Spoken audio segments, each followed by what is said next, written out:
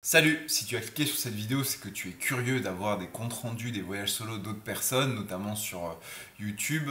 Et effectivement, j'ai fait 3 voyages solo dans ma vie. Je m'appelle Thomas, j'ai 33 ans. Je fais du contenu sur différents réseaux sociaux, Instagram, TikTok, Twitch et YouTube. J'aborde vraiment des sujets assez vastes, surtout sur YouTube, où j'aborde des sujets au niveau de la musique, au niveau du lifestyle, au niveau d'expériences passées. Il y a plein d'expériences que j'ai vécues durant ma vingtaine et les récentes années que je me dois de partager parce que ça peut peut-être vous aider, vous, dans votre recherche d'informations ou de compte rendu d'expériences personnelles. Donc comme j'ai dit, je suis parti 3 fois en voyage solo et si tu as cliqué sur la vidéo, c'est que tu as pu voir sur la miniature que les voyages solo ne se sont pas déroulés comme prévu, mais je vais te raconter tout ça dans quelques minutes. Déjà de base, réexpliquons, c'est quoi un voyage solo? Un voyage solo, c'est tout simplement un voyage que tu vas faire soit dans ton pays d'origine, soit dans un autre pays, tu vas prendre l'avion, le train, enfin peu importe, mais tu vas le faire tout seul, tu vas partir sans ton copain, sans ta copine, c'est célibataire, tu vas partir sans tes amis. C'est vraiment un voyage où tu vas te retrouver seul avec toi-même. Alors il y a différentes raisons pour lesquelles on peut faire un voyage solo. Il y a la redécouverte de soi-même, il y a cette volonté de prendre des risques, il y a ce test d'indépendance. Et la raison qui revient le plus souvent auprès des voyageurs solo, c'est aucun de mes potes n'est dispo, donc j'ai décidé de partir seul plutôt que d'attendre sur quelqu'un. Alors comme j'ai dit, ça peut apporter plein de choses, c'est une belle expérience de vie à faire que je conseille à tout le monde. Maintenant, il faut quand même se prémunir de certains désagréments des voyages solo. Mais ça, je t'en parle encore juste après. La durée peut totalement varier. Tu peux partir en voyage solo pour un week-end pour débuter, pour une semaine, 2 semaines, ou voire même partir dans un autre pays pendant quelques mois. Au final, les personnes qui partent en Australie pendant 2-3 mois tout seuls, n'est-ce pas la preuve, n'est-ce pas là un voyage solo aussi? Mais vu les amis qu'on se fait sur place, on s'écarte un petit peu de la thématique de se retrouver tout seul avec soi-même. Donc comme j'ai dit, je suis parti 3 fois en voyage solo. Le premier voyage, c'était Madère, c'est une petite île du Portugal à côté des Canaries. Je suis parti à Rimini, qui est une ville un peu station balnéaire en Italie. Et le dernier voyage, c'est cette année, je suis parti à Montréal, du coup au Québec, en Amérique du Nord. Premier voyage, Madère. Alors Madère, comme j'ai dit, c'est une petite île qui appartient au Portugal, proche des îles Canaries. Et ça a été un voyage pour moi qui comptait beaucoup, parce que je sortais d'une rupture à ce moment-là, j'avais un besoin de me retrouver avec moi-même, j'étais passé par pas mal d'épreuves où j'avais fait beaucoup d'introspection, j'avais beaucoup appris sur moi-même, et ce voyage-là était fait au final pour un petit peu finaliser tout ça, donner encore plus de cachet à cette année qui m'a beaucoup appris. Et Madère, c'était une destination que j'avais déjà envisagée par le passé avec une personne avec qui j'avais partagé ma vie. On n'avait pas pu partir. Donc c'était un petit peu l'idée de se dire, le premier voyage solo, cette destination que j'ai jamais pu faire, est-ce qu'il s'y cache quelque chose d'incroyable et je vais y découvrir des trésors cachés? Et la réponse est oui, ça a été un voyage solo absolument extraordinaire qui m'a apporté beaucoup de choses sur le plan humain, qui m'a vraiment créé beaucoup de déclics. Je pense que je ne serais pas là aujourd'hui en train de faire cette vidéo si je n'avais pas fait ce voyage solo, pour vous dire. Donc le voyage a eu lieu en 2022 au mois de juillet. Donc à savoir que Madère est surtout connue pour être l'île des fleurs, donc il faut majoritairement y aller au printemps. Par contre, la météo est très variante, donc vous n'allez peut-être pas avoir soleil toute la semaine, quoi. On est quand même sur une île, et ça c'est peut-être un des points négatifs que je pourrais rencontrer. Sans vous raconter tout le voyage, mais pour vous donner quand même quelques bribes, ça a été une semaine, donc passée avec une chambre d'hôtel assez classique, où j'avais pas hésité à mettre le budget dans cette chambre d'hôtel, et j'ai passé ma semaine à faire de la randonnée, à faire de la découverte de la ville, et je peux vous dire que ces rues avec des pentes à plus de 30% m'ont vraiment mis KO, et c'est peut-être pour ça que ça m'a donné envie de faire des trails par la suite, mais vraiment c'était... la randonnée, il faut absolument... Si vous partez un jour à Madère, s'il vous plaît, prenez des chaussures de marche, vous allez me remercier. Mais ne partez pas avec des chaussures toutes simples, ou alors vous prenez le bus tout le temps. Mais vraiment, partez avec des très bonnes chaussures, parce que moi, je me suis ruiné les pieds. Il m'arrivait 20 000 trucs, je me suis retrouvé dans des endroits très spéciaux. Vous allez voir, je vous mets quelques images à l'écran. Cet endroit où il y avait la brume qui prédominait, des ambiances très particulières. Vraiment, j'avais l'impression d'être un aventurier de jeux vidéo qui parcourait la map. Et c'était une sensation extrêmement galvanisante pour moi. Autre chose qui m'a beaucoup plu, c'est qu'à Madère, les gens parlent beaucoup anglais, donc c'est très facile de créer du lien, de parler aux gens. Il y a beaucoup de touristes, il y a beaucoup de travailleurs, je ne sais plus comment on les appelle, les nomades, les nomades du travail, quelque chose comme ça. Beaucoup de personnes d'Europe en fait qui viennent à Madère pour travailler, pour se faire un réseau. Donc c'était hyper sympa. J'ai testé des trucs là-bas qui étaient absolument impossible pour moi à envisager. J'ai mangé au restaurant seul, entouré de couples. Je suis allé en boîte seul. À l'ouverture, mauvais bail. Allez-y quand il y a déjà du monde, mais c'est une expérience que je regrette pas du tout. Je suis allé me balader dans des forêts que je ne connaissais pas seul. De la rando, vraiment, je me suis perdu. C'était assez foufou. Et on va dire qu'une des expériences qui m'a le plus apporté, qui était aussi une des plus grandes prises de risque, c'est effectivement le fait d'être allé en boîte seul, parce que bon, je suis pas la population la plus concernée pour aller en boîte. Je pense que si vous connaissez mon contenu de base, vous savez que je suis bien plus métal et alternative rock électro, bien que j'aime ça aussi. Et aller en boîte seul, c'était se retrouver à 23 h dans une boîte vide qui venait d'ouvrir et attendre que les gens arrivent. Mais vu que beaucoup de personnes parlaient anglais, j'ai très vite pu faire connaissance avec d'autres personnes. On va pas se mentir, le verre de vin blanc à la Frenchie a beaucoup aidé à me détendre. J'ai pu faire connaissance avec d'autres personnes et au final, à la fin de la soirée, je pense que j'avais dû parler à peu près 15-20 personnes que je ne connaissais pas du tout, dont certaines personnes qui m'ont invité plus tard dans la semaine à faire un petit voyage sur un bateau où il y avait beaucoup de ces gens nomades à faire une soirée. Je vous mettrai des images bien sûr à l'écran. Bref, hasard de circonstances absolument incroyable, mais c'est en fait, c'était vraiment la récompense à la prise de risque. Voilà, c'est comme ça que je l'appelle. Bien sûr, on aurait pu me donner rendez-vous sur un bateau pour me retirer mes organes et les vendre au marché noir. C'est un risque aussi. On va dire que là, j'avais assuré mes arrières. J'avais un peu joué au Yes Man. Si vous connaissez le film de Jim Carrey, c'était un petit peu dans ce principe-là. Et tout ça pour mener à des expériences absolument incroyables. Vraiment, c'était un super voyage. J'ai des étoiles dans les yeux quand je m'en rappelle encore. C'était vraiment top. Les bénéfices que j'ai pu tirer de ce voyage, c'est effectivement c'est tester ma totale indépendance, sortir totalement de ma zone de confort, même si je sais que tous mes tests de personnalité que j'ai déjà pu faire par le passé indiquent que je suis extraverti. C'est un vrai défi pour moi d'aller vers des personnes que je ne connaissais pas. Parce que du coup j'avais déjà passé la barre de la trentaine et quand tu passes la barre de la trentaine, tes cercles d'amis sont déjà faits, tu n'as pas besoin de nouveaux amis entre guillemets, enfin je l'espère. Donc c'était un vrai défi pour moi d'aller vers d'autres personnes, d'autres cultures, bon on reste sur la culture européenne mais quand même.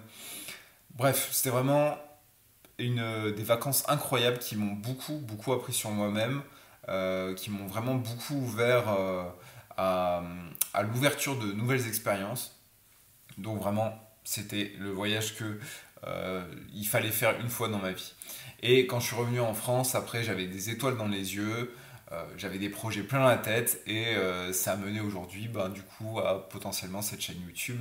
Peut-être que dans un autre multiverse, j'ai continué une vie classique de mec de bureau parce que j'avais pas fait ce voyage. En termes de désavantages, parce qu'il faut quand même en citer, il y aura plusieurs choses. Bon déjà, il y avait la météo qui était un petit peu variante, mais ça on n'est pas dans un vlog voyage où je vous raconte un compte rendu de comment sont passées les vacances. Mais voilà, c'est une destination, on va dire que la météo, quand tu pars en vacances en été, tu dépends quand même beaucoup de la présence du soleil au niveau de ton moral. Si tu pars une semaine dans un pays ensoleillé et que tu n'as que de la pluie, on va pas se mentir, ça casse quand même très fort les bonbons, remplacez les bonbons par tout ce que vous souhaitez. Une chose à prendre en compte, c'est que vu que vous partez en solo, si vous prenez une nuit d'hôtel, vous allez payer le prix fort pour un lit de place.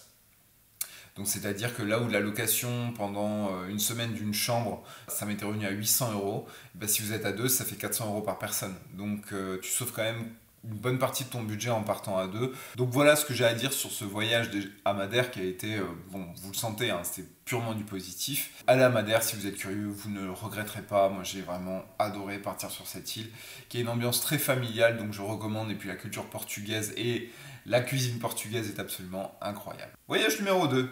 Rimini. Alors le voyage à Rimini, alors déjà pourquoi Rimini? Parce que j'avais entendu beaucoup parler de cette ville par une ancienne collègue de travail qui partait quasiment tous les ans et qui disait qu'il y avait plein de jeunes personnes, qu'on sentait vraiment l'Italie, que c'était vraiment du repos assuré. Et elle n'a pas menti, c'était vraiment...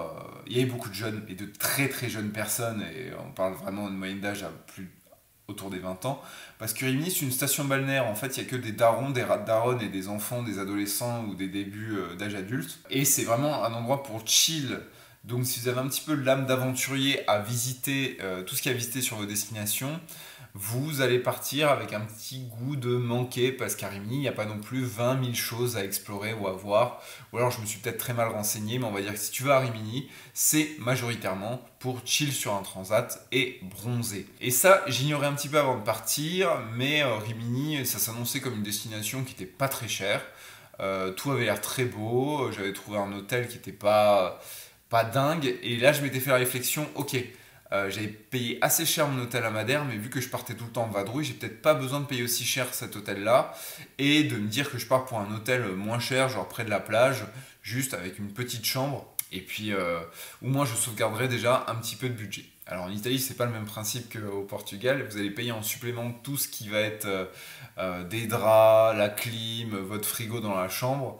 Ce qui m'a réservé des sacrées surprises de hausse de tarifs, malheureusement. Je suis parti, pareil, en début de période, en début juillet 2023. Donc, Rimini, pour resituer, c'est au nord de l'Italie, c'est une station, vraiment une station balnéaire qui va pour la plage. Hein. C'est vraiment bien situé, il fait chaud, il fait beau toute la semaine, vraiment, j'ai pas eu à me plaindre. Mais, pour raconter la petite histoire de Rimini, vous me direz dans les commentaires si vous voulez l'histoire un peu plus longue. Mais je suis parti à Rimini pas seul parce que je suis parti avec un petit virus de la peau qui s'appelle l'impétigo, aussi connu, qui vient du virus staphylocoque doré, que j'ai chopé je ne sais comment en me blessant et en me frottant à quelque chose.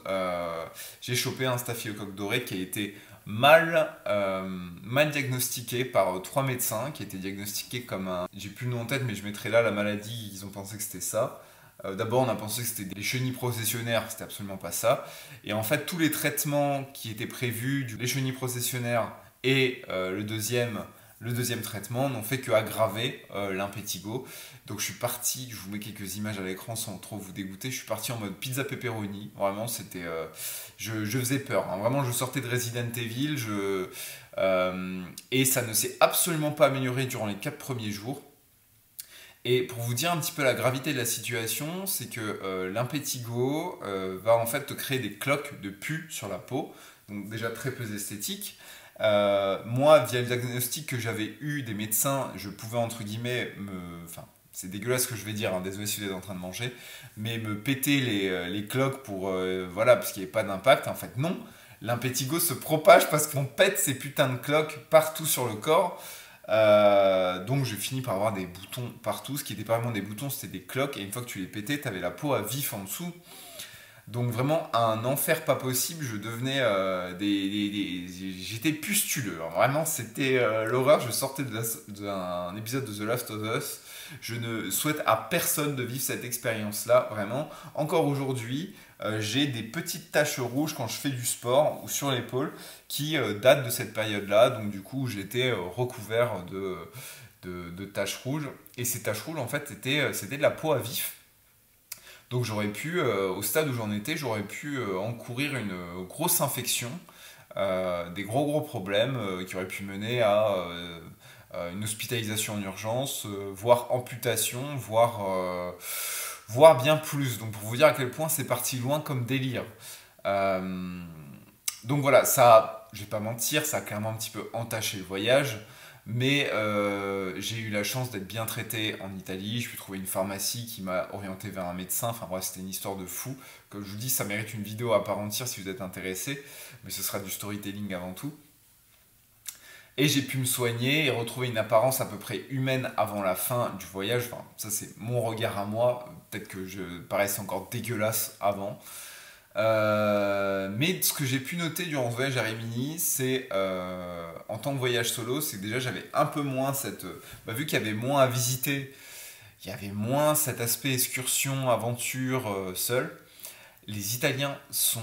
alors, je précisais une chose, j'ai des racines italiennes, j'adore la culture italienne, j'adore la bouffe italienne, j'adore l'Italie de manière générale, mais il faut quand même dire ce qui est, les Italiens, surtout dans ce coin-là, vu que c'est très touristique, ne sont pas très ouverts aux touristes à faire de nouvelles rencontres hors Italie, ne sont pas très motivés à parler anglais, donc c'était un petit peu, non c'était même beaucoup l'inverse de Madère.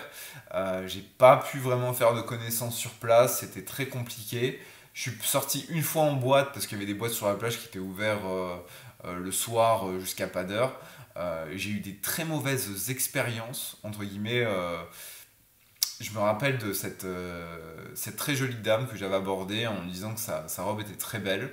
Elle m'a rigolé au visage et s'est détournée. Moi j'ai juste trouvé ça très mal poli parce que je viens jamais de façon lourde et tout. Et vraiment, ça m'a vraiment dit ah ouais, ok, voilà l'ambiance. Après, je suis peut-être juste tombé sur la mauvaise personne, mais voilà. C'était c'était des vacances un peu plus compliquées. Par contre, qu'est-ce qui a vraiment redoré toutes ces vacances? C'est la nourriture. J'ai pu trouver des super restaurants, des super plats. Et là, franchement, ça m'a vraiment décomplexé. S'il est resté un petit peu de complexe à manger seul dans un restaurant, je n'en avais plus. Je suis allé dans la même pizzeria quelques soirs d'affilée et c'était banger. Je regrette pas du tout d'y être allé seul. Même des fois quand tu te fais mater par des couples, au final tu finis toujours par trouver dans le coin d'autres personnes qui mangent seules, qui sont aussi en voyage solo mais qui n'en feront pas des vidéos YouTube, n'est-ce pas? La cuisine a vraiment été le gros point positif de ces vacances, ainsi que le soleil, même si pour ne rien arranger, le traitement de l'impétigo est à base d'antibiotiques bien forts. Et quand tu prends des antibiotiques, il faut quoi? Il faut éviter d'être exposé au soleil. Qu'est-ce qui se passe à Rimini? Il fait 32 degrés et il fait le soleil de 10h du matin à je sais pas à quelle heure le soir, mais en gros, il n'y a rien qui allait. En plus, j'avais des plaies, donc je pouvais pas me. J'avais encore des plaies qui résidaient, donc je ne pouvais pas me baigner dans l'eau de mer, parce que sinon risque d'infection et risque que ça fait mal. Bref, tout était réuni pour me faire un énorme défi dans la vie. Je peux pas dire que je suis passé à côté de la mort, c'est pas le cas. Et je suis passé à côté de très gros risques que ça s'aggrave, ça j'en ai pris conscience. Et ça a été un déclic pour moi de me dire, parce qu'à ce moment-là dans mon job que j'occupais, ça n'allait plus, je ne m'épanouissais plus. Et je me suis dit, putain, mais si j'étais, comment dire, si j'avais perdu un membre ou s'il m'était arrivé quelque chose de plus grave qui atteint ma santé, euh, je veux pas que ça finisse, je veux pas finir en tant qu'employé aigri de bureau. Et ça m'a un petit peu poussé à me dire change de taf. Change de taf cette année, il est temps. La vie est trop courte. Et ça m'a aussi poussé aussi à continuer à créer du contenu par la suite. Donc c'est quand même un voyage où j'en rigole aujourd'hui, mais où j'en tire quand même des belles leçons qui m'ont fait avancer. Après, pour ceux qui sont intéressés pour faire des vacances chill, je vous conseille vraiment Rimini. On y mange bien. Il y a des transats partout. La plage est hyper longue et large. L'eau est chaude. Tout le temps beau. Enfin voilà, vous pouvez vous déplacer en trottinette électrique. C'est très marrant ça aussi à faire. Dans toute la ville. Mais voilà, c'est pas des vacances d'aventurier. Sachez-le. Troisième voyage. Québec, Canada, Montréal cette année. Alors je suis parti au Québec, du coup à Montréal cette année pour une semaine. Juste à la fin de mon dernier contrat de travail. Mon contrat s'arrêtait, je partais en voyage directement quelques jours plus tard. Donc c'était aussi, ça marquait aussi un nouveau chapitre dans ma vie. C'était un voyage qui inaugurait quelque chose. Et vraiment, ce voyage, même si j'étais un petit peu déçu en revenant, au final, je ne regrette pas du tout parce qu'il m'a apporté beaucoup de choses aussi en termes d'humain, en termes de révélation, en termes d'introspection, qui sont pour moi très. Enfin, c'est inestimable en fait d'apprendre ce genre de choses comme ça, d'avoir le recul, de faire cette introspection sur soi grâce à ce genre de voyage. Et je vais vous dire pourquoi. Alors déjà pourquoi Montréal au Québec? Parce que c'est un souhait que j'ai depuis longtemps, c'était de visiter Montréal au Québec parce que j'ai des amis qui étaient déjà partis et c'est une destination qui me faisait rêver. Le Québec me faisait beaucoup rêver de pas mal de temps parce qu'on en entend plein de bonnes choses. C'était aussi, c'est un petit peu, le Québec c'est un petit peu toucher la culture américaine sans forcément aller aux États-Unis. Voilà, je le dis, même si bon, rien de voir un bon voyage au Texas que je n'ai jamais fait pour être vraiment à fond dans la culture USA. Donc là, c'était Québec, c'était aussi entendre cet accent charmant qui me fait beaucoup rire. En plus, j'avais mon amie Julie, que vous connaissez peut-être via sa chaîne Julie Théorie, dont je vous en ai déjà parlé sur Instagram plusieurs fois. C'est l'occasion aussi de voir ma poteau en vrai sur place, sans forcément lui bouffer son emploi du temps. C'était pas le but de passer des vacances avec elle ou chez elle, mais c'était cool de la voir. Enfin, si vous voulez un jour déménager au Québec, elle a renseigné plein de trucs sur sa page, donc c'est hyper intéressant. Et maintenant, elle va s'attaquer à l'Asie avec la Corée et le Japon, donc je peux que vous conseiller sa chaîne. Donc pour resituer, donc, le Québec, c'est une partie du Canada, donc en Amérique du Nord, même si je pense que vous le savez déjà. Je suis parti du coup en mai, pour eux on est au printemps, les températures sont encore un peu timides, hein, on est sur du 15 degrés en moyenne. Et la météo n'est pas très stable, hein, j'ai pas eu du beau temps toute la semaine là-bas. Mais pareil, hein, on n'est pas là pour faire un compte-rendu des vacances. Ces vacances-là, c'était une semaine au Québec. Et c'est vraiment les vacances où là j'ai pu faire beaucoup de vadrouilles, beaucoup d'exploration de la ville. Je suis allé voir des musées, des bibliothèques, des sites touristiques, des cathédrales. Vraiment, j'avais des emplois du temps sur les journées qui étaient remplis. Je savais littéralement quoi faire toutes les 30 minutes. Je faisais tout à pied. J'ai fait exploser mon compteur de pas comme à chaque vacances, hein, de toute façon. Je me suis aussi fait exploser le bide, même si la nourriture n'était pas tout le temps, la qualité n'était pas tout le temps au rendez-vous, mais ça c'est encore un autre sujet. Vous pouvez retrouver d'ailleurs mes différents vlogs sur une playlist spéciale sur YouTube. Je mettrai le lien dans la description si ça vous intéresse. C'est des petits vlogs de 5 minutes où j'y raconte mes journées du coup à Montréal. Montréal en tant que touriste français. Donc j'ai pu marcher, vadrouiller, visiter, donc ça pour le coup c'était vraiment top. Par contre, c'est les premières vacances où je me suis dit, dès que j'étais pas en fait avec mon amie Julie ou avec d'autres personnes que j'ai pu rencontrer là-bas, parce que j'ai été j'avais voulu tester les auberges de jeunesse, j'étais dans la meilleure auberge de jeunesse du Québec apparemment, le M de Montréal, super accueil, bonne chambre. Un peu étrange de repartager des chambres à 8 quand on a l'habitude des chambres d'hôtel, mais ça m'a vraiment permis d'économiser au moins 400 à 500 euros d'hôtel et d'hébergement sur ces vacances-là et de rencontrer des personnes, ma foi, fort sympathiques. Mais le compte rendu que j'en ai, c'est que quand je n'étais pas en train de rencontrer des gens ou avec des personnes que je connaissais, il y avait un réel manque, il y avait vraiment un sentiment de solitude qui était très présent. Il y a eu beaucoup de moments durant ces vacances où j'aurais aimé partager des instants avec quelqu'un. Notamment, je me rappelle de cette scène de coucher de soleil sur le balcon, le belvédère de Montréal à Mont-Royal. Ça, c'est des moments, je me dis, j'aurais bien aimé les passer avec quelqu'un, et même toute cette marche que j'ai fait dans le silence avec ma musique dans les oreilles, ben, là, je pense que j'aurais vraiment aimé partager ça en parlant avec quelqu'un. Là, en fait, j'ai vraiment eu un retour de ma nature d'extraverti, parce que tous mes tests de personnalité, comme je le disais, indiquent que je suis extraverti et que j'aime parler et j'aime découvrir les gens, même si je suis de nature solitaire, les deux peuvent se combiner. J'ai vraiment senti que là, il y avait eu un switch qui s'était passé, c'était le voyage de trop. Il y a eu ce soir là où je suis rentré d'une très longue balade à Mont-Royal. C'était une très bonne balade, hein. Il faisait beau, il faisait chaud. Mais en fait, en passant dans une rue où il y avait tellement de restaurants, où j'ai croisé tellement de gens qui étaient en groupe d'amis en train de parler, rigoler sur les terrasses, là je me suis dit, ça me manque. Ça me manque. Là j'aurais bien aimé faire ce sacrifice d'être avec d'autres personnes, de dépendre de leurs humeurs, de dépendre de leurs besoins, de faire des concessions. Je pense que là ça m'aurait vraiment plu d'avoir quelqu'un avec moi pour partager ces souvenirs-là. Et je pense que mes vacances auraient été embellies d'être parti avec quelqu'un. Et en fait, cette sensation-là a été très importante pour moi de ressentir ça ce soir-là, parce que pour moi, ça voulait dire que j'étais en train de mettre fin à ce chapitre d'hyper-indépendance dans lequel j'étais depuis quelques années, où je voulais absolument tout faire tout seul et ne dépendre de personne. Là, je me suis dit que c'était le signe que c'était terminé, qu'il fallait maintenant avancer sur un nouveau chapitre, et je me suis dit que je ne partirais plus seul. Voilà, à partir de ce soir-là, c'était vraiment... pour vous dire, je me suis vraiment couché ce soir-là avec un sentiment vraiment de solitude profonde, et à partir de ce moment-là, il me restait 2 jours à Montréal à faire. Et j'ai souhaité au fond de moi que ces 2 jours passent plutôt vite.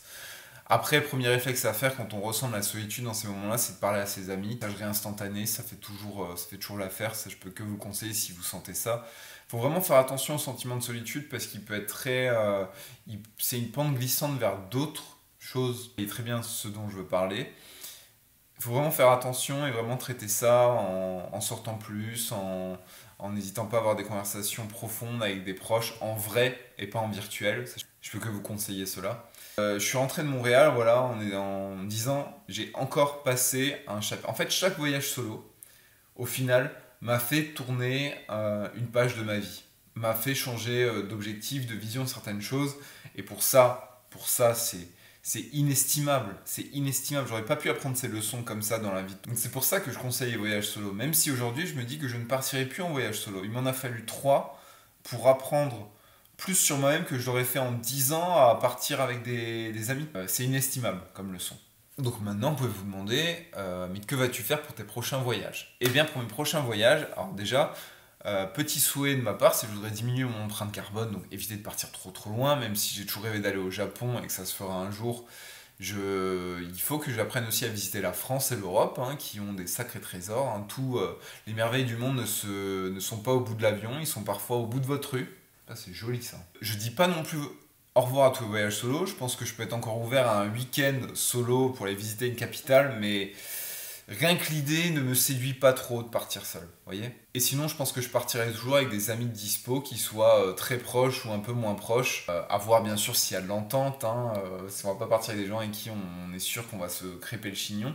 Et même si c'est le cas, vous pouvez totalement, durant vos vacances, faire des petits plans à part et vous retrouver le soir, quoi. Tout simplement faire un débrief. Il n'y a pas de mal, vous n'êtes pas obligé d'être collés l'un à l'autre lorsque vous êtes en voyage. Je ne ferme pas la porte aussi à partir en voyage organisé, donc avec des organismes de voyage qui vont faire des groupes de personnes pour partir dans les destinations.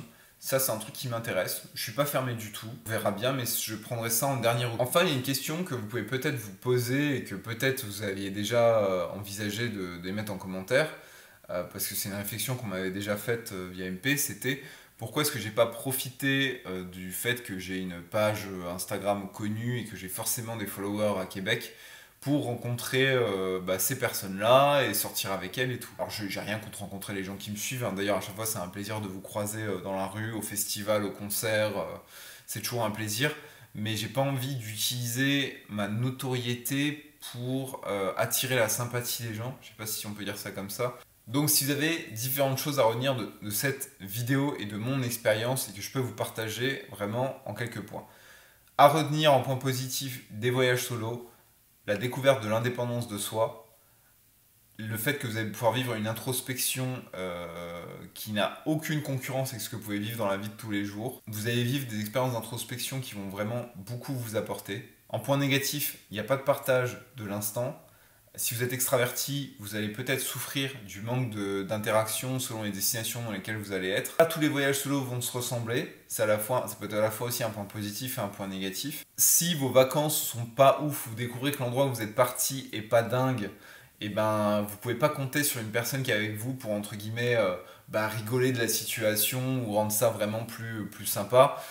Si vous arrivez dans un pays où la météo est nulle et la destination est nulle, malheureusement, il y a peu de choses qui vont les rehausser ces vacances-là. Et forcément, plus de budget pour une personne que pour deux. Petite note à part, pour les hommes, vous n'aurez pas trop de risques à partir en voyage solo. Les dames, on va pas se le cacher, il y a quand même un peu plus de risques, on vit dans un monde un petit peu fou. J'ai connu des personnes qui ont fait des road trips dans des pays qui étaient plutôt chauds sans jamais n'avoir aucun problème. Tout comme j'ai connu des gens qui sont partis à une destination très touristique et qui ont eu des soucis.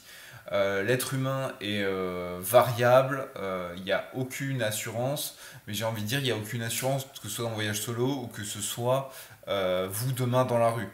Je dis toujours, s'il doit vous arriver quelque chose, il vous arrivera quelque chose, c'est la destinée.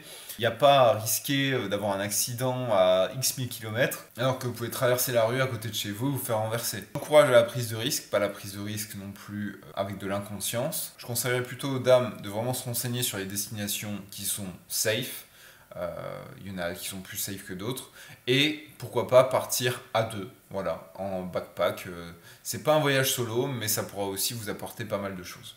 Et maintenant, je suis curieux, quelle est votre expérience des voyages solo? Si vous êtes tombé sur cette vidéo pour apprendre mon expérience, vous verrez aussi l'expérience des gens dans les commentaires. Vous pouvez m'écrire un petit pavé ou un énorme pavé, je les lirai et j'y répondrai. Parce qu'on a tous une vue différente sur ces voyages solo. J'espère que cette vidéo vous aura donné envie de tenter l'expérience pour au moins en apprendre des leçons, pour mener cette introspection qu'on mérite tous d'avoir. Maintenant, vous savez très bien quels sont moi mes objectifs en termes de voyage. Quels sont vous, vos objectifs en termes de voyage? Est-ce que vous, peut-être vous voyagez tout le temps solo et vous ne vous êtes jamais lassé de ces voyages solo? Ça peut être aussi le cas. On est tous très différents. Et j'espère que cette vidéo bien plus chill, bien plus zen vous aura plu. Est-ce que vous voulez d'autres vidéos de ce type-là? Dites-le moi aussi en commentaire et laissez un j'aime pour soutenir ce type de vidéo. On teste différents formats sur cette page. Moi, ça m'a très plaisir de vous raconter cette expérience en espérant que ça vous serve. Et je vous dis à la semaine prochaine pour un nouveau sujet de vidéo, cette fois-ci en rapport avec la musique. Ciao les gens!